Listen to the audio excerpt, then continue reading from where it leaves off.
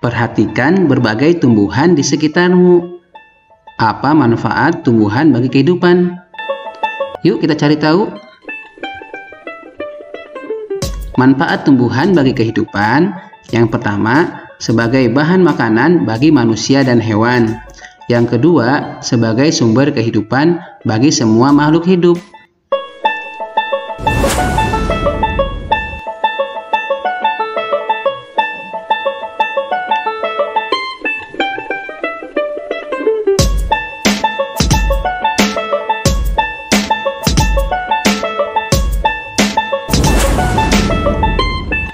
Assalamualaikum warahmatullahi wabarakatuh. Apa kabar anak-anakku? Semoga kalian dalam keadaan sehat walafiat. Semangat, semangat, semangat. Marilah kita awali pembelajaran pada pagi ini dengan bersama-sama membaca Bismillahirrahmanirrahim.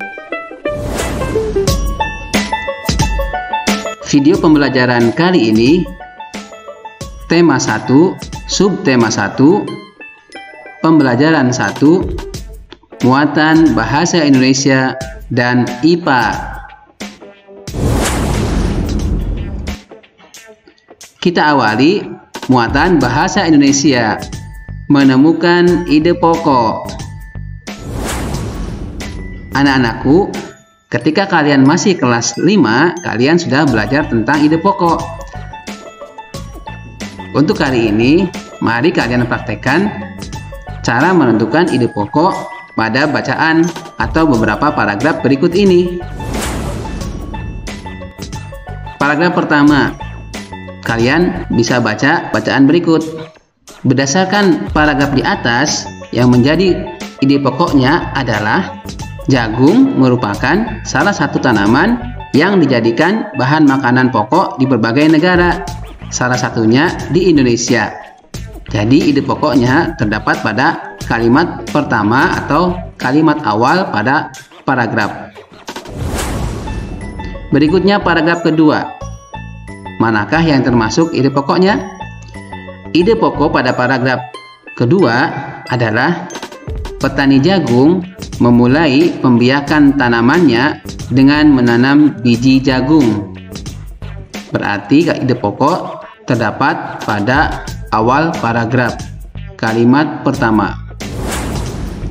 Paragraf ketiga. Manakah ide pokoknya?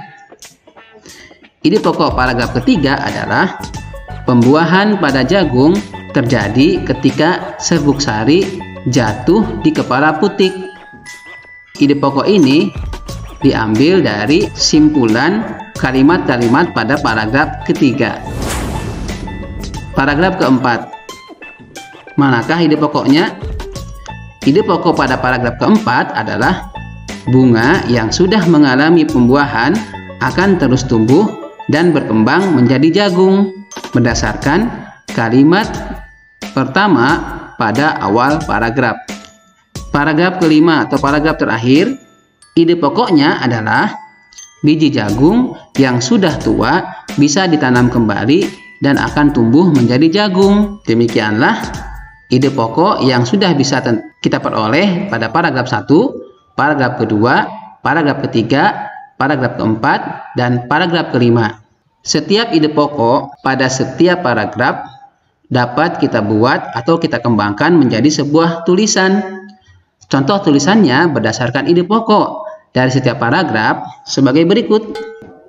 Jagung merupakan salah satu tanaman yang dijadikan bahan makanan pokok di berbagai negara, salah satunya di Indonesia. Petani jagung memulai pembiakan tanaman jagung dengan menanam biji jagung. Pembuahan pada jagung terjadi ketika serbuk sari jatuh di kepala putik. Bunga yang sudah mengalami pembuahan akan terus tumbuh dan berkembang menjadi jagung. Biji jagung yang sudah tua bisa ditanam kembali dan akan tumbuh menjadi jagung. Berikutnya muatan IPA, perkembangbiakan generatif. Apa sih perkembangbiakan generatif itu? Perkembangbiakan generatif atau secara kawin pada tumbuhan, yaitu perkembangbiakan yang terjadi melalui proses penyerbukan dan pembuahan. Coba kalian amati gambar bagian-bagian bunga berikut ini. Dari paling bawah kita bisa melihat tangkai bunga, kemudian dasar bunga. Setelah itu ada kelopak. Di dalamnya ada bakal biji. Setelah itu ada juga ini tangkai putik, ini kepala putik. Selanjutnya ini yang memanjang sebagai benang sari. Ini sebagai tangkainya, kemudian ini sebagai kepala atau putik sari. Sedangkan yang berwarna ungu adalah mahkota. Untuk proses perkembangbiakan generatif pada tumbuhan, dengan bantuan gambar bagian-bagian bunga, kalian bisa pelajari lebih lanjut sebagai berikut. Proses perkembangbiakan generatif pada tumbuhan diawali dengan penyerbukan, yaitu melekatnya atau jatuhnya serbuk sari ke kepala putik. Serbuk sari ini jatuh ke kepala putik. Berikutnya, setelah terjadi penyerbukan, pada serbuk sari tumbuh buluh serbuk sari yang menuju ke ruang bakal biji. Kemudian serbuk sari akan masuk ke ruang bakal biji melalui buluh serbuk sari. Lihat gambar. Ini setelah terjadi penyerbukan di sini, kemudian serbuk sari tumbuh buluh serbuk sari, kemudian menuju ke ruang bakal biji melalui buluh-buluh serbuk sari yang tadi. Di dalam ruang biji terjadi pembuahan, yaitu peleburan serbuk sari atau sel kelamin jantan, disebut juga spermatozoid, dengan kepala putik atau sel kelamin betina atau disebut juga sel telur. Hasil dari pembuahan adalah zigot. Zigot berkembang menjadi lembaga. Lembaga kemudian berkembang menjadi bakal biji. Bakal biji berkembang lagi menjadi biji dan bakal buah. Kemudian bakal buah berkembang menjadi daging buah.